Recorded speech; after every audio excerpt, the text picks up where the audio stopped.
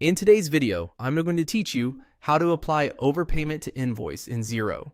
By the end, you'll know how to turn an overpayment or agreed reduction into a credit and apply it directly to the right invoice, keeping your customer balances accurate and tidy. Start on your Xero dashboard and head to Sales. This is your hub for all customer activity. From there, open Invoices to see your list of issued and outstanding invoices. We're going to create a credit that will be used to offset what's owed. Choose New Credit Note. A credit note in Xero reduces what a customer owes, and it's the standard way to apply an overpayment or correct an amount you don't intend to collect.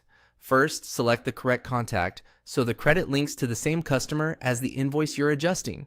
Accuracy here ensures the credit will appear as available to allocate against their invoices. Enter the issue date. It's best to use the date the overpayment was identified or the date you agreed to issue the credit, so reporting reflects the right period. Next, select the item or add a description that clearly states why you're issuing the credit, something like overpayment adjustment or price correction. Make sure the quantity, unit price, tax rate, and account code match how you want the credit to post in your ledger. If you're offsetting a specific charge, mirror that tax treatment so the reversal is clean. When everything looks correct, click Approve to finalize the credit note. Approval locks in the document so it can be allocated.